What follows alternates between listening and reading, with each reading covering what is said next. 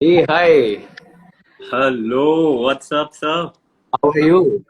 Good, good, good. Hello, कुछ everyone. Namaste. नमस्ते। So, आज यहाँ पे आने से पहले मैं और सर अक्षय डिसाइड कर रहे थे कि ये जो वार्तालाप होगी हमारी वो किस तरीके से हम आगे ले जाएंगे। तो हमने यही सोचा और यही डिसाइड किया कि जितनी हमारी समझ है, जितनी हमें अच्छी शुद्ध हिंदी या उर्दू जहां तक भी हमें आती है हम बोलने की कोशिश करेंगे। सो थोड़ी बहुत गलती हो जाए तो उसके लिए माफ करिएगा। बाकी कैसे हैं आप? बस तू सुना, तूने कुछ बाल वाल चेंज करा है क्या कुछ? कुछ नहीं, बस राजा बेटा। नहीं, आई एम मुझे पीछे की वॉल का फ्रेमिंग बहुत ही सही लग रहा है, जो पीछे की वॉल है काफी अमेजिंग। थैंक यू भाई, धन्यवाद। एंड इसके अलावा how is your lockdown? Lockdown कैसा जा रहा है? लॉकडाउन बिल्कुल बिल्कुल अच्छा। मयंक बाबा की पोस्ट और कुछ ना कुछ एक्टिविटीज देखने को मिलती हैं तो अच्छा टाइम पास हो जाता है, कुछ अच्छा हो रहा होता है अमूमन। मतलब वीक पे 2-3 दिन तो कुछ अच्छा मिल जाता है। आपने डीजे नाइट अटेंड करी थी कि नहीं? डीजे नाइट नहीं है, मैंने अटेंड नहीं करी। करनी चाहिए थी जो आपको। माइंड सर ने अपने पेज पे करी थी वो वाली? जी जी जी जी जी। नहीं नहीं नहीं, मैंने वो नहीं करी। कोई नहीं। तो डीजे से तो अभी बहुत महीने हो गए हैं कि मैं बाहर भी निकला हूँ। 3 महीने का तो लॉकडाउन ही था, और उसके उससे पहले भी मुझे काफी टाइम हो गया है। मैं बिल्कुल भी पार्टी टाइप ऑफ पर्सन नहीं हूँ अब। तो हाँ, काफी टाइम हो गया मुझे। अच्छा है। बट एक बार जब सब मुंबई पहुंचेंगे तो फिर थोड़ी चीजें बदलेंगी। थोड़ी चीजें बदलेंगी डेफिनेटली। बिल्कुल। सो अक्षय ये बताइए कि जब मयंक जी ने आपसे ये पहली बार ये सुझाव, ये आइडिया लेके आए कि एक पोइट्री या कह सकते हैं कि इस तरीके से हमें उर्दू में पोएम्स को बोलना है, तो आपका जो पहला थॉट था, एक पहला विचार था, वो क्या था? मुझे काफी अच्छा लगा जब उन्होंने मुझे बोला कि ऐसा कुछ करने का वो प्लान कर रहे हैं। बिकॉज आजकल पोइट्री की वैल्यू कहीं ना कहीं बहुत कम हो गई है, एक थोड़ी सी लॉस सी हो गई है। एंड पोइट्री एक हाईएस्ट फॉर्म ऑफ लिटरेचर कहा जाता है। आर्ग्यूबली लोग इसे बोलते हैं highest form of literature. And काफी ये एक ऐसी चीज है जो सीधा आपके सोल से कनेक्ट करती है। इतनी purest form of an art. And मतलब बहुत संक्षेप में, आप बहुत कम शब्दों में इतनी बड़ी बातें कह जाते हैं। एंड पोइट्री के साथ एक स्पेशल चीज जो मुझे लगती है कि मैं अपने आप को बहुत बड़ा कवि या कुछ ऐसा शायर तो नहीं कहूंगा, बट मैंने भी कुछ कुछ छोटी छोटी चीजें लिखी हैं। तो मुझे इसमें सबसे पसंदीदा इसमें चीज ये लगती है कि आप बहुत जल्दी किसी सामने वाले बंदे से कनेक्ट कर सकते हैं। जी तो जी। जनरली अगर मैं आपको एक लिटरेचर का कोई एक आर्टिकल है या कोई एक चीज है वो आपको बोलूं कि ये पढ़ो समझो, तो जनरली वो लोगों को इतना इजीली कन्वे नहीं होती है। बट पोइट्री के साथ एक रिदम होती है, एक द सेम रीजन जैसे हमें सॉन्ग्स होते हैं, सॉन्ग्स जल्दी याद हो जाते हैं, जल्दी देर तक हमारे जहन में रहते हैं। वही रीजन है कि पोइट्री से भी इसलिए लोग बहुत जल्दी कनेक्ट कर लेते हैं। तो मुझे बहुत अच्छा लगा कि मयंक सर ने इनिशिएटिव लिया। एंड होपफुली कुछ कमाल करेंगे, लोगों को हंसाएंगे, रुलाएंगे एंड थोड़ा बहुत मोटिवेट कर देंगे। बिल्कुल बिल्कुल बिल्कुल। और इससे पहले मैं सबको बता दूं अक्षय जी के बारे में, वो एक बहुत ही शानदार उम्दा एक्टर हैं, राइटर हैं। और जब भी मुझे कोई किताब पढ़नी होती है, आप लाइफ साइकोलॉजी या यूनिवर्स से रिलेटेड, तो मैं जरूर अक्षय से एक रिकमेंडेशन जरूर लेता हूँ। सो मेरे बड़े इंटेलिजेंट मित्रों में से एक हैं अक्षय। और तो और यू बहुत आर बहुत बीइंग सर, और तो और आपको यू आर बहुत टू बहुत काइंड टू बधाइयाँ। Say that. हाँ सर जी, आपको थैंक यू। बधाइयाँ, आपको बधाइयाँ सर, आपकी पिक्चर के लिए। उसके बारे में कुछ बताना चाहेंगे? ओ अनसूटेबल्स, थैंक यू सो मच। सो ये एक फिल्म थी जो हमने लास्ट ईयर अप्रैल में शूट करी थी। इसकी स्टोरी मैंने ही लिखी थी। जी। एंड देन अभी रिसेंटली ये फिल्म सर्किट्स में काफी अच्छा परफॉर्म कर रही है। हमें 3 सिलेक्शंस हो गए हैं। एंड जो साउथ एशिया का सबसे बिगेस्ट फेस्टिवल है कशिश, उसमें हमारी फिल्म स्क्रीन होगी जुलाई 22 से 30 बहुत बहुत जुलाई के बधाई, बीच। बहुत बहुत बधाइयाँ। चलिए। अब अब परंपरा को आगे बढ़ाते हुए जी मैं जी आपकी भी थोड़ी आपकी तारीफ में भी कुछ दो शब्द कहूंगा। सो बिल्कुल अपूर्व सर। भी बहुत ही उम्दे कलाकार हैं, मुझे काफी पसंद हैं, काफी हार्ड वर्किंग है। बहुत कम आर्टिस्ट होते हैं जो जिनसे आप बम्बई में मिलते हैं एंड उनके साथ जुड़े रहना चाहते हैं, तो ये उनमें से एक है। हाल फिलहाल में इन्होंने अभी एक टीवी शो करा था जिसमें इन्होंने काफी एक अहम भूमिका निभाई थी। एंड उसके अलावा ये भी लगे रहते हैं, कुछ ना कुछ करते रहते हैं, थिएटर करते रहते हैं, हम काफी वार्तालाप करते रहते हैं एंड काफी अच्छे इंसान हैं एंड बहुत ही soft spoken, like one of the best person that I know कि जो इतना मधुर और इतना मीठा बोलते हैं। चलिए बहुत बहुत धन्यवाद। ये तो हो गई हमारी बात। अब कुछ बनमाश लोगों की बातें कर लेते हैं, कुछ नटखट मिजाज बदमाश। वाले, कुछ बनमाश और मुझे नटखट और याद आ दिल रहा है से ऐसा बड़े कोई, नेक लोग। हाँ मुझे याद आ रहा है ऐसा एक बंदा, मयंक बाबा की बात तो नहीं कर रहे ना? मुझे भी कुछ ऐसा ही लग रहा है। आपको क्या हाँ, कोई आपको शक है क्या इस चीज में? मयंक बाबा नहीं, सही में बहुत ही, मैं इतनी तारीफ कर नहीं पाऊंगा, तो मैं चाहूंगा कि आप ही कर दो।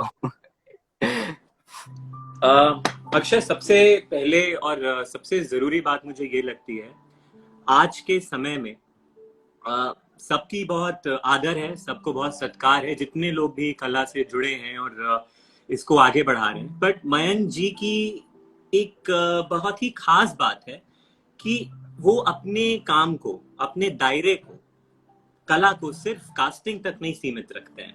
जैसा कि आप देख सकते हैं कि उनका ये जो पेज है, जिसके वजह से आज हम और आप इस पे वार्तालाप कर रहे हैं, कि विभिन्न प्रकार की अलग अलग जो चीजें हमारे आर्ट से, कला से जुड़ी हुई हैं, उस सबको वो प्रोत्साहन देते हैं। जैसे आज ये आप इसको कह सकते हो छोटा सा सम्मेलन ही कह सकते हो, विचारों का, राइट। शब्दों का। तो और भी इसी प्रकार से मैं देखता हूं कि मयंक जी हमेशा आर्ट को और आर्ट से रिलेटेड चीजों को बहुत मौका देते हैं। तो ये सिर्फ हमारे लिए नहीं, बल्कि जितने लोग जो कि मयंक जी से जुड़े हैं और काम को देख रहे हैं, उन सबको एक बहुत अच्छी, मैं कहूंगा, एक अपॉर्चुनिटी मिली है कि इस चीज से सीखें और लें। ये देखो, जी मैं मयंक जी पूरी, बहुत दुखी हो रहे हैं कि कुछ फनी बात कर लेते हैं, मुझे लगता है।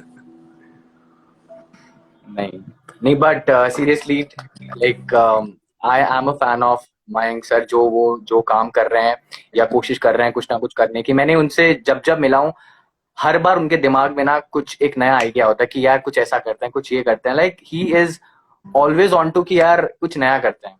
एंड वो चीज है जो मतलब मुझे काफी पसंद है उनकी, कि ही is always up for something new, कि यार ये भी ट्राई करते हैं, ये भी करते हैं। एंड अभी भी उन्होंने लॉकडाउन के टाइम पे भी इतना सब कुछ इनिशिएटिव ले रहे हैं एंड अपने पेज पे भी इतनी सारी चीजें करा रहे हैं, तो I think it's a good thing. बहुत बहुत धन्यवाद। अंकिता जी नमस्ते, आपका बहुत बहुत स्वागत है और बाकी सबका भी। हाय अंकिता।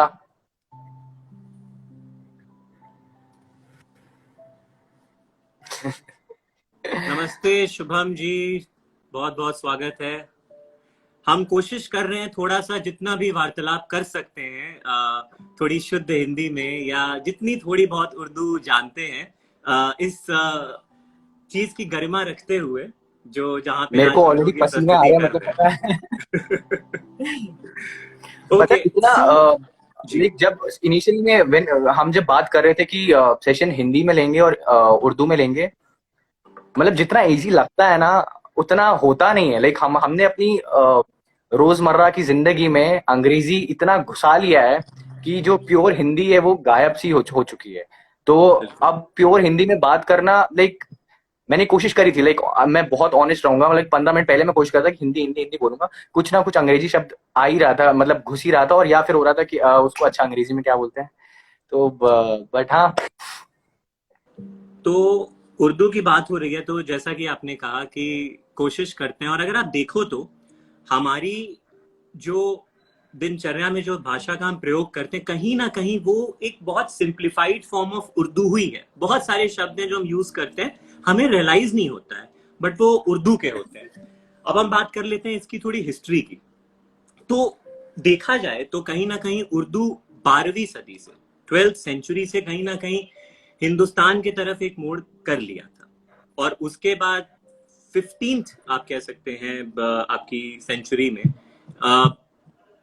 कहीं ना कहीं बहुत तरीके से जब मुगलों का राज आया वहां पे ये पनपी, और 18वीं सेंचुरी में इसका एक बहुत बड़ा एक समझ आप सोच मतलब इसको कह सकते हैं कि एक अपना वर्चस्व इसने बढ़ाया, और फिर वो लोगों के जुबान पे आने लगी, पोइट्री होने लगी, और हर तरीके से लोगों को पता चलने लगा इस भाषा के बारे में। तो आप बताएं, आप कुछ शुरू करेंगे? ठीक है, शुरू करते हैं। तो पहली प्रस्तुति मैं करना चाहूंगा, ये एक इसे इससे पहले मैं कुछ दो शब्द कहूंगा। हम स्पेशली आर्टिस्ट लोग, हम लोग के अंदर एक कीड़ा होता है कुछ नया कर दिखाने की, कुछ नया आइडिया लाने की, कुछ नया ट्रांसफॉर्म करने, दुनिया में एक कुछ रंग बदलने की। एंड ऐसी दुनिया के हर इंसान को कुछ अलग करने का एक कीड़ा होता है। बट अक्सर लोग अपनी इधर अपनी बिजी लाइफ की वजह से कुछ कर नहीं पाते हैं, या वो इतना मोटिवेटेड नहीं रहते कि वो कर पाए उस चीज को, और उसकी वजह से फिर वो चीज छूट जाती है उनकी, उसकी वजह से फेलियर्स की वजह से हार्ट ब्रेक होता है। तो ये कंटिन्यूस विशियस साइकिल है कि आप कुछ नया करने की कोशिश कर रहे हैं, आप उसमें फेल होते हैं, बहुत सारे रीजन है उसके भी, आप फेल होते हैं, आप डिसहार्टन होते हैं, एंड देन उसके बाद फिर आपको जिंदगी हंसते खेलते वापस आपको अपने रंगों में भर देती है, एंड आप फिर ये चीजें करते रहते हैं। तो एक छोटी सी कविता है, ये एक अशफाक शेख करके एक यंग राइटर हैं, ये उनकी जुबानी है। तो वो कहते हैं कि ये जिंदगी कुछ यूं ही चलती रही, कि ये जिंदगी कुछ यूं ही चलती रही, हम समेटते रहे और ये बिखरती रही। क्या बात है! क्या सोचा था आगे बदल दूंगा ये जहां, क्या सोचा था आगे बदल दूंगा ये जहां, पर ये जिंदगी हर मोड़ पे बदलती रही। क्या बात! अब किसी भी चीज की फरमाइश ना रही, कि अब किसी भी चीज की फरमाइश ना रही, कुछ करने की भी ख्वाहिश ना रही। मिले जो खुशियां तुमको तो थोड़ी बांट लेना मेरे यार, हमको मिले ऐसी कोई गुंजाइश ना रही। बहुत खूब। पैमाने में जाम थोड़ा हो तो क्या हुआ, नशा तो वो फिर भी देगा। कि पैमाने में जाम थोड़ा हो तो क्या हुआ, नशा तो वो फिर भी देगा। कि तू यूं घुट घुट कर जीना छोड़ दे, तू यूं घुट घुट कर जीना छोड़ दे, अगर जाम का मजा ले नहीं सकता तो पीना छोड़ दे। क्या बात है! क्या तो बात है! ये थी अशफाक शेख, ये काफी यंग राइटर हैं। तो मैं जब पोइट्री ढूंढ रहा था तो मुझे इनका काम बहुत पसंद आया, एंड इनकी दो तीन प्रस्तुतियां हैं जो मैंने लिखी हैं, एंड कोशिश करेंगे अगर समय रहा तो इनकी सारी प्रस्तुतियां पढ़ूंगा। बिल्कुल बिल्कुल। मैं आपसे ये पूछना चाहूंगा, क्योंकि लोग जानना भी चाहते हैं, कोई भी दो शब्द जो बोलता है कहीं ना कहीं आप 4-5 चीजें पढ़ते होंगे, उसमें से एक चुनते होंगे, तो कहीं ना कहीं हमारे दिमाग में वो चीज हमें भाती होगी, पसंद आती होगी। तो इसको आप अपनी जिंदगी से किस हद तक जोड़ पाए, इस प्रस्तुति को जो आपने किया? ये मतलब एक मतलब मैं एक इसी चीज पे एक और लाइन बोलूंगा, कि तेरी शायरी क्या है। लोग बोलते हैं हम प्रस्तुतियां देते हैं, कविताएं लिखते हैं, और poetry reading itself is an art these days. तो तेरी शायरी क्या है, तेरी शायरी एक दर्द है जो तेरे ही अंदर दबा है। तेरी शायरी एक दर्द है जो तेरे ही अंदर दबा है। तेरी शायरी क्या है, वो तेरे ही दर्द की एक ज़बान है। क्या बात है! क्या बात है! तो तो आई थिंक ये this is also I think kind of answers your question. So बहुत नेचुरल सी बात है कि हम जिस टाइप के काम से प्रभावित होते हैं, या जो काम हमें पसंद आता है, कहीं ना कहीं हम उससे अपने आप को रिलेट करते हैं, या वो एक चीज होती है, या वो एक ऐसा कॉज होता है जो हम उससे एम्पैथाइज कर पाते हैं कि हाँ, जो ये इस लेखक ने या इस कवि ने कुछ जो कहना चाहा है, हम उससे डायरेक्टली रिलेट कर पाते हैं, या हम उसको समझते हैं कि वो किस थॉट प्रोसेस से आ रहा है। जी जी, बहुत खूब। चलिए, अब आपने कुछ चलिए सुनाया है अब तो मैं भी कुछ सुनाता हूँ, तो कुछ कोशिश करता हूँ। इरशाद। जी, तो एक बहुत यंग लेखिका है, प्रीति सिंह करके, और इन्होंने पढ़ाई करी है एमए इंग्लिश में, और बहुत जानी जाती हैं अपनी पोइट्री के माध्यम से, जो कि उर्दू में वो बताती हैं, इंग्लिश में लिखती हैं। तो ऐसी कविता उन्होंने लिखी है, हर बात को सही गलत के तराजू में ना तौलो, हर बात को सही गलत के तराजू में ना तौलो, शायद कभी दो गलत राहों में एक चुनना पड़े, शायद कभी दो गलत राहों में एक चुनना पड़े, कभी तो उसूलों को छोड़ अपने मन को टटोल, शायद अपनी ही नजर में गुनहगार बनना पड़े। क्या सच है क्या झूठ, क्या है अच्छाई क्या बुराई, इन मौजुओं पर नसीहतें करते हैं लोग बड़े, लेकिन इन बातों से परे है कायनात की गहराई। क्या बात। जाना ये तब हमने जब कुछ तल्ख फैसले करने पड़े, जाना ये तब हमने जब कुछ तल्ख फैसले करने पड़े, एक तुम ही नहीं जो उलझ रहे हो इन धागों में, कुछ मुकाम जिंदगी के होते हैं पेचीदा बड़े, इस मोड़ पर जहन को छोड़ सुनो क्या कह रही है रूह, ताकि बरसों बाद भी ना कोई अफसोस करना पड़े। क्या बात है। बहुत ही खूब, काफी गहरा मीनिंग है। अपूर्व 1 मिनट होल्ड करना, मैं थोड़ा फैन ट्यून कर दूं। जी ठीक।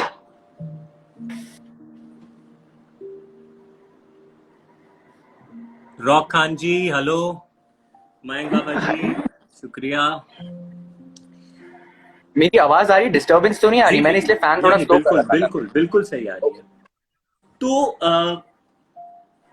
अक्षय, ये जो मेरे को ये संदर्भ, ये जो प्रस्तुति है जो मैंने अभी आपके आगे इसको बताने की कोशिश करी, तो मुझे इससे ये समझ आया कि हमारी जिंदगी से ये कितनी ज्यादा मेल खाती है कि कहीं ना कहीं हर बात में आज की डेट में हम देखते हैं तर्क होते हैं। आप देख लीजिए कि मिसाल के तौर पे आप ले लीजिए सरकार को, एक सरकार कहती है ये सही और एक पार्टी कहती है वो सही। कहीं ना कहीं हमें अंदर भी पता होता है कि क्या सही है, लेकिन हम शायद कई बार उस सच के तरफ, उसके प्रति खड़े होने की एक जो साहस होती है वो नहीं जुटा वो नहीं रहे। वो उस वक्त तो नहीं बुरा लगता है, अपने दोस्त यार मित्र साथ में रहते हैं चल जाता है, लेकिन शायद कभी जब आप अपने छत पे बैठे हो, शायद 60 साल के हो गए हो और ऐसे ही चाय और कॉफी की सुस्कियां ले रहे हो, तब शायद लगता है यार, मलाल रह जाता है कि वो अगर काम में सही कर देता तो। ऐसा लगा मुझे। तो यही है, इसलिए कोई गिले शिकवे ना होने चाहिए लाइफ में। इसलिए जो है सो मैंने भी मुझे भी बहुत ये सेम चीज जो आपने बोली, मुझे बहुत फील होती है ये चीज। तो इसलिए मैं भी आजकल बहुत कोशिश करता हूँ कि जहां जहां मैं अपना वॉइस और ओपिनियन रख सकूं वहां मैं रखने की कोशिश करूँ। और बहुत अच्छा रखते हैं आप सर, बहुत अच्छा। जो माइग्रेंट को लेके और जो हमने कोविड-19 के प्रति भी, मेरी तो आपसे जो वार्तालाप हुई है उसको सुनते हुए सीखने को मिलता है सर, बहुत सीखने को मिलता है। Thank you. चलिए आगे बढ़ते हैं। चलिए अब जो ये कविता है ये मुझे काफी पसंद है। सो जो हमारी संस्कृति में जो एज ओल्ड मैस्कुलिनिटी करके जो बोलूंगा जो ये पॉइजन है जो क्रिएटेड है हमारी सोसाइटी में, ये इसके ऊपर एक बहुत बड़ा तमाचा मारती है एंड एक अलग पर्सपेक्टिव खोलती है जी। हमें आज तक सिखाया गया है कि मर्द जो होते हैं वो रोते नहीं, मर्द जो होते हैं वो ऐसे स्ट्रांग होते हैं। अगर कोई एक हरकत मैं कर दूं, अरे ये तो लड़कियों वाली हरकत मत कर, ऐसा बहुत मतलब हम इतना कैजुअली ऐसी चीजें बोल देते हैं कि हम रियलाइज भी नहीं करते कि ये धीरे धीरे धीरे धीरे एक बच्चे से शुरू होके हम जब तक बड़े होते हैं तब तक हमारे जहन में इतनी चीजें ऐसी घुस जाती हैं कि हम ये फिर 10 साल बाद सोचते हैं कि हम गलत कहाँ हो। तो इसी के ऊपर एक प्यारी सी कविता है, पल्लवी त्रिवेदी करके एक राइटर हैं, जी या आई थिंक आयुष्मान खुराना ने भी इनकी काफी सराहना करी थी। जी जी। तो इनका कविता का शीर्षक है रोलो पुरुषो। ये मुझे बड़ी पसंद आई। रोलो तो ये पुरुषो। कहती हैं जी। रोलो पुरुषो। रोलो तो ये पुरुषो। कहती हैं बड़ा कमजोर होता है, बड़ा कमजोर होता है बुक्का फाड़ कर रोने वाला आदमी। मजबूत आदमी बड़ी ईर्ष्या रखते हैं इस कमजोर आदमी से। सुनो लड़की, किसी पुरुष को बेहद चाहती हो तो एक काम जरूर कर, उसे अपने सामने फूट फूट कर रोने की सहजता देना। दुनिया वालों, दो लोगों को कभी मत टोकना। एक दुनिया के सामने दोहरी होकर हंसते हुए स्त्री को, और दूसरा बिलख बिलख कर रोते हुए आदमी को। ये उस सहजता के दुर्लभ दृश्य हैं जिनका दम घोट दिया गया है। फिर ये कहती हैं, ओ मेरे पुरुष मित्रों, याद है जब जन्म के बाद नहीं रोए थे, तब नर्स ने जबरन रुलाया था ये कहते हुए कि रोना बहुत जरूरी है जीने के लिए। फिर बड़े होते होते ये बात भूल कैसे गए मेरे दोस्त। ओ पुरुष, स्त्री जब बिखरे तो उसे फूलों सा सहज लेना। स्त्री जब बिखरे तो उसे फूलों सा सहज लेना। ओ स्त्री, पुरुष को टूटकर बिखरने के लिए थोड़ी सी जमीन लेना। क्या Isn't it बात। beautiful? मुझे वाह बहुत पसंद है। वाह वाह वाह वाह, मतलब कितनी अच्छी बात है, कितनी अच्छी बात है, और कितनी रिलेटेबल है। सिर्फ हमारी हिंदुस्तानी सोसाइटी से नहीं सर, ये पूरे विश्व से ये बहुत, इससे हर, हाँ, हर इंसान इससे कहीं ना कहीं एक रिलेट कर सकता है। और आप अगर इसके बारे में थोड़ा और एक्सप्लेन करना चाहेंगे आज की सोसाइटी को लेते हुए। सो एज सच काफी सेल्फ एक्सप्लेनेटरी थी कविता, बट जैसा कि हमें बचपन से ही ना एक मॉरल एजुकेशन सिस्टम में ना ट्रेन करा जाता है कि मेरे साथ ही हुआ है कि जब मैं छोटा बच्चा था कभी गिर गया तो रो रहा हूँ, अरे बच्चा, बॉयज रोते नहीं है, बॉयज स्ट्रांग होते हैं, बॉयज ये नहीं करते। एंड वो कहीं ना कहीं जब हम छोटे बच्चे होते हैं ना, हम विदाउट फिल्टर सब कुछ एक्सेप्ट कर लेते हैं, ये नहीं सोचते गलत क्या है सही क्या है। और पर्टिकुलरली ये चीजें ना people who are close to us, हमारी फैमिली, हमारे अच्छे दोस्त, ये उस तरह से सारी चीजें आ रही होती है तो हम इसे सही मान बैठते हैं। और यही जैसे जैसे हम बड़े होते हैं ये हमारे आधार बनते जाते रहते जी हैं। एंड ये चीजें सिर्फ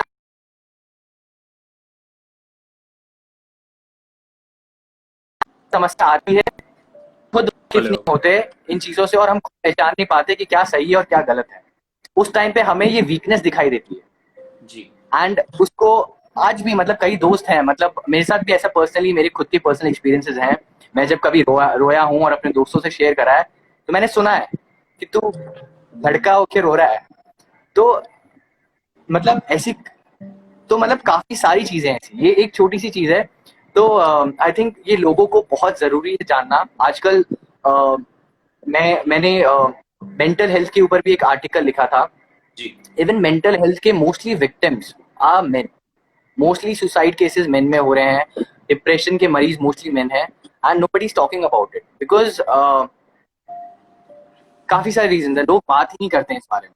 अब धीरे धीरे जैसे मेंटल अवेयरनेस हो रही है, समझ मतलब लोग, people are opening up to possibilities, they are accepting कि at the end of the day सब ह्यूमन बींग्स हैं, सबके सेम इमोशंस होते हैं। तो इट्स वेरी इंपॉर्टेंट, सो ऐसे सिनेरियो में इट बिकम्स वेरी इंपॉर्टेंट कि तुम्हारे जो हस्बैंड हैं, तुम्हारे जो भाई हैं, तुम्हारे जो बॉयफ्रेंड्स हैं, तुम्हारे जो बेटे हैं, उनसे इस टाइप की बातें की जाए एंड टू टेल देम कि it's okay to cry and you know just let it out. बहुत और हल्का महसूस होता है। अक्षय, मैं कुछ दिन पहले एक किताब भी पढ़ रहा था, कहीं ना कहीं इमोशनल इंटेलिजेंस से रिलेटेड, कहीं ना कहीं इस बात का भी जिक्र था कि कई बार औरतों को मर्दों से ये शिकायत ज्यादा होती है कि ये हमारे बातों को समझ नहीं पाता है। कहीं ना कहीं जो आप कह रहे हैं इसका बहुत बड़ा रिलेशन है। किसी भी, देखिए, मर्द या औरत वो बाद में बनता है, पहले वो एक बच्चा होता है, और राइट। बच्चा सबसे जरूरी होती है उसकी नींव जो होती है उसकी परवरिश। उस समय अगर आप उसको ये सिखा दो कि लड़के रोते नहीं है, या छोटे छोटे इमोशंस जो होते हैं उनको आप किनारा दो या उसको बताओ नहीं। शायद हिंदुस्तानी लड़का जब और बोले अपने माँ को, बाप को, दोस्तों को, आई लव यू, अरे यार दर्द हो रहा है, रोने का मन कर रहा है। सो जो आप कह रहे हैं मैं बिल्कुल अग्री करता हूँ कि हमारी सोसाइटी बहुत बेटर प्लेस होगी। तो thank you for sharing this beautiful poetry. अब मैं एक और कविता पढ़ता हूँ प्रीति सिंह जी की, जो कि बहुत ही आप कह सकते हैं रूहानी या नफसीहत भरी बात लगती है, पर है बड़ी ही प्रैक्टिकल सर। जो कि है आज में जीना। ना आपका पास्ट है ना आने वाला फ्यूचर है, जो है आज है। और आज की अहमियत को समझना, चाहे वो कला के क्षेत्र में हो, चाहे वो किसी भी क्षेत्र में हो, चाहे वो एक्सप्रेस करना हो अपने चाहने वाले को कि हम आपसे प्यार करते हैं, या बताना हो कि आप हमसे भैया दूर हो जाओ, हम आपको नहीं करते हैं, वो सब आज में ही होता है। करना चाहिए, नहीं तो चीजें बिगड़ती जाती हैं या चीजें अच्छी हो सकती है, नहीं हो पाती हैं। तो मैं प्रस्तुत करता हूं, काफी आसान शब्दों में है। हर पल कहता है जी लो मुझे, हर पल कहता है जी लो मुझे, अभी हूं अभी बीत जाऊंगा मैं, ना रोक पाओगे तुम मुझको और ना लौट कर आ पाऊंगा मैं। माना कि हूं मुख्तसर लेकिन दुनिया बदल सकता हूं मैं, ख्वाब तुम रोज जो देखा करते हो, ताबीर उनकी बन सकता हूं मैं, मानो तो हूं तकदीर तुम्हारी, नहीं तो महज इत्तेफाक हूं मैं ही हर तजुर्बा तुम्हारा, हादसा भी मैं, मोजज़ा भी मैं। मोजज़ा मतलब सर मिरेकल। तो मिरेकल। नाइस। ये इसकी राइटर कौन है? जी प्रीति सिंह जी, आज मैं उन्हीं की पढ़ रहा हूँ, काफी अच्छी मिली। और इनके बारे में बताऊं, बड़ी ही आज की महिला एमएनसी में काम करती थी और कंसल्टेंसी में जॉब किया। बचपन से जगदीश सिंह के गाने सुनना, चित्रा जी के सुनना और पुरानी लेखकों के लेख पढ़ना, और धीरे धीरे उन्होंने उसके बाद उसको शब्दों में अपने विचारों को डालने की कोशिश करी। तो बहुत बेहतरीन। और अब हम थोड़ी सी बात कर लेते हैं कि हमने एक तरफ बात करी कि आज में जीने की, दूसरी तरफ हमने एक बात और करी कि कितना जरूरी होता है ये कहना कि मर्द को दर्द होता है या रोना भी जरूरी है, एक खिलखिलाती औरत का हंसना भी जरूरी है। इसके बारे में और खुल के मुझको लगता है कि हर किसी को, इनफैक्ट जितने लोग देख रहे हैं, सुन रहे हैं, हम दोनों की आपसे विनती है कि इस चीज को आप जितना बढ़ावा दे सकते हैं दीजिए, अपने घर में, अपने परिवार में, अपने दोस्तों में, तभी सुधरेगा देश। Akshay, over to you. और मैं खुद ऐसा मानता हूँ कि हम लोग, हम ह्यूमंस के साथ सबसे बड़ी प्रॉब्लम मुझे लगती है कि हम ग्रिप बहुत करते हैं कि ये गलत है, ये गलत है। मेरा ऐसा मानना है कि हर चीज तुमसे स्टार्ट होती है, तो तुम अपनी चीजें, अपने आसपास की चीजें ठीक करते रहो, दुनिया अपने आप ठीक। बहुत उम्दा बात बोली आपने। और अक्षय, आप तो करते हैं। हाँ, आप करते हैं, आपकी जितनी गतिविधियां मैं जानता हूं आप करते हैं। Thank you so much. इसी थॉट पे मैं आगे बढ़ाऊंगा जी। ये कविता, एक कवि है राहुल मिश्रा जी, ये भी काफी यंग कवि हैं, एंड इन्होंने एक पोइट्री लिखी है, रावण का प्रश्न। अरे वाह। तो रावण का प्रश्न, इतना भारी भरकम टाइटल, एंड आप ऑफ कोर्स एक्सपेक्ट कर रहे होंगे इसमें क्या होगा। तो जैसे हम जानते हैं कि रावण को हम सिर्फ एक इविल के फॉर्म में जाना जाता है रावण, कि उसने सीता का हरण करा, सीता को उठा के लेके आया। जी लोग ये भूल जाते हैं कि उसने एक नारी के सम्मान में का रिवेंज लेने के लिए, जब शूर्पणखा की नाक काट दी थी लक्ष्मण ने, तो वो भागी भागी रावण के पास आई थी और तब उन्होंने बताया था कि उसके साथ ऐसा अत्याचार हुआ है, and in revenge for that Ravana वहां गए रूप बदल के एंड सीता मैया को उठा के लेके आए। जी तो ऑल्दो रावण ऐसा बताते हैं कि त्रेता युग के मतलब one of the most learned genius थे, एंड उनको काफी अच्छी भरकम भारी भरकम नॉलेज थी, एंड ऑल्दो उनका सीता को उठाने का कोई विशेष मोटिव नहीं था, बस एक बदला लेना था और अपनी पावर को प्रूव करना था। जैसा कि जानते हैं उन्होंने उनको अशोक वाटिका में जाके रखा, एंड कोई भी गलत कदम नहीं उठाया, उनको उनके उनके सम्मान पूरा अच्छे से संभाल के रखा। तो वही रावण जो है वो पाखंड भरे इस कलयुग में प्रश्न कर रहा है लोगों से। आजकल के जो श्री राम है इस कलयुग में, तो पाखंड भरे इस कलयुग में रावण प्रश्न कर रहा है कि पाखंड भरे इस कलयुग में बनकर पाप दिलों में रहता हूं, हाँ हूं त्रेता का अपराधी मैं खुद को रावण कहता हूं। भगिनी की रक्षा के खातिर भयभीत न था उस नश्तर से, भगिनी की रक्षा के खातिर भयभीत न था उस नश्तर से, निजकाल समय आशंकित था, मैं परिचित था उस ईश्वर से। क्या बात है। सीता का मैंने हरण किया, श्री राम से रिपुता पाली, सीता का मैंने हरण किया, श्री राम से रिपुता पाली थी, असुरों का स्वामी होकर भी ना पाप की दृष्टि डाली। मैं तो एक दंश कलंकित हूं, राक्षस हूं अपने कामों से, मैं तो एक दंश कलंकित हूं, राक्षस हूं अपने कामों से, एक प्रश्न हृदय करता है मेरा इन कलयुग के श्री रामों से, एक प्रश्न हृदय करता है मेरा इन कलयुग के श्री रामों से। श्री रामों से।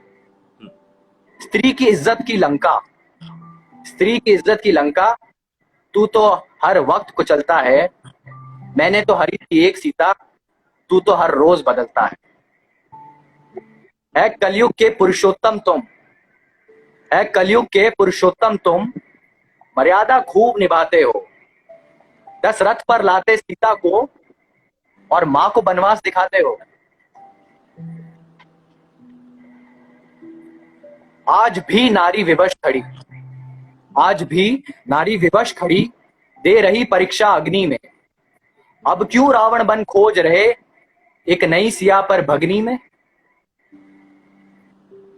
इतिहास मुझे बतलाता है, इतिहास मुझे बतलाता है, जब अधर्म ने मन में वास किया, तब धर्म की रक्षा के खातिर भ्राता ने कुल का नाश किया। फिर किस अहंकार में तुमने, फिर किस अहंकार में तुमने इस अखंड धरा को काट दिया, प्रकृति का सृजन कलंकित कर भगवान भी अपना बांट दिया। और आखिर में वो बोलता है जी हर वर्ष विजय पाने को तुम एक रावण नया जलाओगे, हर हर वर्ष विजय पाने को तुम एक रावण नया जलाओगे, पर बाण चलाने त्रेता का वो राम कहां से लाओगे, वो राम कहां से लाओगे। अद्भुत अद्भुत। मतलब आपने बहुत आसान शब्दों में इसका जो स्पष्टीकरण किया, मतलब जो एक्सप्लेनेशन बहुत उसमें ही आ गया। बहुत खूब, ये इतनी अच्छी कविता है कि मैं चाहूंगा इसके बारे में हम थोड़ी बात करें। तो मुझे बहुत, जब मैंने ये कविता सुनी एंड मुझे कुछ हुआ, मैंने कहा वाओ, वो एक होता ना कि वाओ, मतलब इट इज सो ट्रू कि हम आज भी हर दशहरे में रावण को जलाते हैं, उसके सिर्फ बुरे कामों को देख के, उसने एक सीता मैया का जो हरण किया था, और हमारे आसपास, लेकिन सो हिपोक्रिटिकल कि हमारे आसपास इतना पाप अत्याचार हो रहा है, हम हर दशहरे पे एक रावण जरूर जला लेते हैं, एक नया दिया जला लेते हैं कि अब सब कुछ। अक्षय आपको जरा सा बीच में टोकूंगा, बहुत लोग आपको सराहना दे रहे हैं, जरा धन्यवाद कर दीजिए। Okay, thank you so much, thank you so much. जी जी चल। हाँ तो मैं कहाँ था, मैं भूल ये गया। आप यही कह रहे थे कि जिस तरीके से आप इसके जिससे हाँ, आपको ये सो हम फील हर दशहरे में एक रावण जलाते हैं और एक एक नई लाइट से एक नया साल शुरू करते हैं, Mayank. Like victory of good over evil. But हम अपने आसपास जो इविल हो रहा है, मैं like I will consider my self, मैं खुद भी लाइक एक डेढ़ साल पहले तक मैं खुद ऐसा था कि अपने आसपास कुछ बुरा होते हुए देखता था, देख लेता था, मन में खराब लगता था, बट कभी एक स्टैंड नहीं ले पाता था। एंड आजकल मैंने अपने आप को काफी बदला है। आई हैव मेड श्योर कि अगर मैं कुछ गलत होते देख रहा हूँ तो मैं उसके खिलाफ बोलूंगा। तो इट्स वेरी इंपॉर्टेंट कि जहाँ हम सेलिब्रेट करते हैं दिवाली को, उसका सिंपल सा मीनिंग जो उसकी प्योरिटी थी हम वो भूल जाते हैं। कि Diwali, the very reason we are celebrating Diwali, वो हम अपने आसपास इतना अत्याचार होते देख रहे हैं और हम उसका कुछ नहीं कर रहे। तो मैं यही चाहूंगा कि सब अपने आसपास की सराउंडिंग्स का ध्यान रखें। अपने आसपास कोई गलत होता कुछ देख रहे हैं तो उस पे आवाज उठाएं, एंड बुलंद होके उठाएं, एंड बेझिझक उठाएं।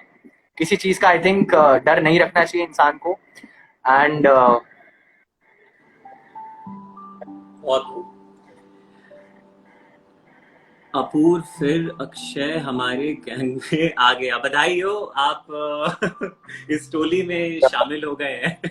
मयंक जी ऐसा लिख रहे हैं। क्या लिख रहे हैं मयंक सर? आप आपकी वो बातों से इतने ज्यादा प्रभावित हो गए हैं कि वो कह रहे हैं कि आप अब से हमारी टोली में आ गए हैं, जिसमें मजाक ज्यादा होता है। ये मैं पहले आपको बता दूं, क्योंकि आप थोड़े व्यस्त रहते हैं लिखने में भी, इसलिए आप मौका नहीं दे पाते हैं थोड़ा उधर। सो काफी टाइम हो गया है, मतलब मयंक सर से भी मिलना है। हाय मयंक सर, जल्दी से जैसी लॉकडाउन खत्म हो मिलना है, काफी बातें करनी है आपके किस्से। और स्पेशली मुझे अभी जस्ट पता नहीं, जैसी अपूर्व बात कर रहा था, मुझे वो वाला दिन याद आया कि मैं उसका ऑफ कोर्स ज्यादा वर्णन नहीं कर सकता, बट भाई वो वाला याद है, वो किस्सा जब हम 42 में बैठे हुए थे, एंड जब हम कंपेयर कर रहे थे कि इंस्टाग्राम इक्वल टू सारे मोबाइल एप्लीकेशंस को जब हम कंपेयर कर रहे थे किसी एक ट्रेड से। एंड तो बहुत ही मस्त शाम थी वो, बहुत मजे कर रहे थे। चलिए इसी बात पे आगे बढ़ाते हैं। अब आपके कोई एक बढ़िया सी कविता सुनी जाए। बिल्कुल, बट उससे पहले थोड़ा सा हम ये भी जिक्र कर लेते हैं कि उर्दू के बारे में, क्योंकि हाँ, समय थोड़ा कम है तो हमको उसको पूरा यूटिलाइज करना चाहिए। और बहुत भारी भारी दिग्गज आने वाले हैं हमारे बाद, जैसे कि अंकिता जी, और आते रहेंगे लोग। तो मेरे हिसाब से देखिए, उर्दू शब्द का बहुत बड़ा योगदान रहा है किसी भी, अब मुझे इसका हिंदी शब्द नहीं मिल रहा है तो मैं अंग्रेजी ही बोलूंगा, रेवोल्यूशन में। आप अगर देखिए कि जितनी भी मुगल राजा हुआ करते थे, बाबर से लेके काफी जो रहे हैं, वो ज्यादातर वो उनकी जो लेख हुआ करती थी वो क्रांति को लेके थी। और जो 1856 या 76 में शायद करेक्ट बोल रहा हूं, तो उस टाइम जो रिवोल्ट हुए, बहुत सारी जो इन्होंने शायरी या पोइट्री लिखी उसको गायब कर दिया गया, एक कल्चर को। और हमें समझना पड़ेगा ये क्यों। क्योंकि इस पूरी भाषा में, इस लैंग्वेज में, इसकी शब्दाली में बहुत ज्यादा रिचनेस है, बहुत ज्यादा गहराई है, बहुत ज्यादा विटामिन है, आप कह सकते हो। और ये भाषा जो है, ये कहीं ना कहीं ब्लेंड है पर्शियन, अरेबिक, ब्लेंड होते होते और उसको ब्यूटिफाई करते करते करते करते आई है। तो बहुत जरूरी है अक्षय, और आज हमको भी शायद इस प्रोत्साहन मिली है कि हम इसमें और जागरूक हों और दूसरों को भी जागरूक करें, क्योंकि कहीं ना कहीं ये भाषा दबती जा रही है। और हमारे और आपके जैसे ही लोग हैं, और जैसे कि प्रीति जी हो गई या द्विवेदी जी हो गए, और आपने एक और जिनका पढ़ा था, ये और जितने आम लोग हैं मिलके अगर एक कलेक्टिव इस चीज को प्रोत्साहन देंगे तो शायद ये भाषा बचे और हिंदुस्तान में रहे। अब मैं एक पढ़ देता हूं, ये भी प्रीति जी की ही है। और मतलब प्रीति जी की लिखावट से तो मुझको प्यार हो गया। ये काफी अच्छा चयन किया है। नहीं नहीं, बिल्कुल। आपका आप बाल कुछ बढ़ाए हैं क्या? अच्छे लग रहे हैं, कैप ऐप लगा के, हाँ, रंगीन मैंने सी स्टाइल। एक्चुअली पढ़ाई नहीं है, मेरे पास कोई ऑप्शन नहीं था लॉकडाउन में। अब तो बाल बढ़ गए हैं, तो काफी बढ़ गए हैं मेरे। मतलब मेरे आगे से मैंने भी इसलिए कैप बांध रखी है, मेरे यहाँ तक आते हैं। तो एंड प्लस एक्सपेरिमेंट का एक्सपेरिमेंट हो गया, and मुझे काफी पसंद आ रहा है, तो मैंने कहा इसको और बढ़ाए अक्षय रखो। बताइए, लॉकडाउन में आपको प्रपोजल कितने मिले, कितनों को आपने रिजेक्ट किया? लोग जानना ये भी चाहेंगे। बिल्कुल, आई डोंट थिंक सो किसी को इंटरेस्ट भी होगा एक्सेप्ट मयंक सर को। एंड मयंक सर को मैं पर्सनली डीएम पे बता दूंगा या फोन करके बता दूंगा। जी जी जी, बिल्कुल। अब हम बात कर लेते हैं अक्षय, रंगत कुछ बदली सी है मेरे गांव में आज। रंगत कुछ बदली सी है मेरे गांव में आज का, इसको मैं थोड़ा तात्पर्य या क्या कहना चाह रहा हूं, जो संवाद करना चाह रहा हूं, मैं आपको समझाऊं और सबको, हमारे दर्शकों को, कि हम जिंदगी में बहुत मेहनत करते हैं हर कोई, और सबको लगता है कि हमने तो एकदम छप्पड़ फाड़ दिया है, अपना सब कुछ दे दिया है मेहनत में, और करते जाते हैं। कई बार एक सोच आती है, एक विचार आता है, यार बहुत हो गया, अब छोड़ो, अब जो कर रहे हैं वही करेंगे, अब नहीं हो पा रहा है। कुछ लोग हारी मान जाते हैं और कुछ लोग लगे रहते हैं, लगे रहते हैं, लगे रहते हैं, करते रहते हैं, करते रहते हैं, और एकदम से उनको दिखता है, यार आज मैं यहां। ऐसा कुछ नहीं है कि अचानक से कोई सक्सेस मिलती है, एक जर्नी होती है, चलते चलते चलते चलते आप एकदम से पलटोगे और आपको लगेगा, यार मैं यहां तक कैसे आ गया। तो हर इंसान को, यूथ को, जितनी जनसंख्या है हमारे देश में, सबसे अच्छी बात है कि 82% लोग यूथ में काउंट होते हैं। यूथ में कह सकता हूं 50 से कम, क्योंकि बहुत ऊर्जा होती है, बहुत क्षमता होती है। तो अब बातें ही होती रहेंगी कि कुछ पढ़ा भी जाए, तो इसलिए कुछ पढ़ा भी जाए। रंगत कुछ बदली सी है मेरे गांव में आज। रंगत कुछ बदली सी है मेरी गांव में आज। है एक नया नूर सा भी मेरी राहों में आज। हो गया हो आजाद पंछी पिंजड़े से जैसे। हो गया हो आजाद पंछी पिंजड़े से जैसे। ना ही कोई बेड़ियां मेरे पांव में आज। पिघल गई बर्फ जो जमी थी दिल के आसपास। पिघल गई बर्फ जो जमी थी दिल के आसपास। थोड़ा प्यार से और लव से भी संदर्भ है इसका। खलिश नहीं करार है मेरे आहों में आज। सदियों से चल रहा था कड़कती धूप में। हार्डवर्क और जो होती हैं चीजें, सदियों से चल रहा था कड़कती धूप में, और अचानक आ गया ठंडी छांव में आज। और अचानक से आ गया ठंडी छांव में आज। जो अभी मैं आपसे बात कह रहा था अक्षय की, वो लाइन लिखी है, वजह इस एहसास की मेरे पास नहीं कोई, कि पीछे मुड़ के वो चीज जो, वजह इस एहसास की मेरे पास नहीं कोई, मुमकिन है मैं हूं किसी की दुआओं में आज। इसलिए हमेशा अच्छा करिए, लोगों की दुआएं लीजिए। एकदम सही बात बोली। मुझे वो लाइन भी वो पंक्ति जो थी कि चलते चलते मैं एकदम जो छाया में आ गया हूँ, छाँव में आ गया हूँ, बहुत इंपॉर्टेंट है। मेटाफोरिकली अगर आप उसको इंटरप्रेट करने की कोशिश करें, जी तो वही मतलब निकालती है कि आफ्टर स्ट्रगल, ये अगेन वही एक जो साइकिल है, हमेशा वो साइकिल हमेशा एंड, हमेशा पॉजिटिविटी हैप्पीनेस पे ही होगी। यही यूनिवर्स का लॉ है। हम अपने सक्सेस से, अपने मुकाम से बहुत थोड़ा सा दूर होते हैं, बहुत थोड़ा सा दूर होते हैं, बट जस्ट बिकॉज वो हमें दिख नहीं रहा होता है, हम पहले ही हार मान लेते हैं। तो बहुत ही अच्छी कविता लगी मुझे। एंड अक्षय, जाते जाते कितना आप टाइम कुछ बचा? मैसेज देना चाहेंगे हम सबको, और कोई बात जो आप हमको सिखाना चाहेंगे, या जो आपका आपने अपनी जिंदगी में सीखी है, स्पेशली इस समय पे, इस कोरोना के टाइम पे, जब समझ नहीं आ रहा है कि क्या करना चाहिए और कैसे अपने आप को मोटिवेटेड आई डोंट रहना थिंक चाहिए। मैं इतना काबिल हूँ कि मैं किसी को राय दूं या कुछ मैसेज दूं। मैं बस अगर कुछ कहूंगा तो इतना ही कहूंगा कि मैंने मैं अपने पर्सनल एक्सपीरियंस से बात करूंगा रादर देन किसी को कोई मैसेज देना। आई थिंक सबका अपनी लाइफ होती है, सबकी अपनी जर्नी होती है, एंड सब जने अलग तरीके से चीजें परसीव करते हैं, अलग चीजों से इंटरप्रेट करते हैं, अलग तरीकों से रिएक्ट करते हैं। जी।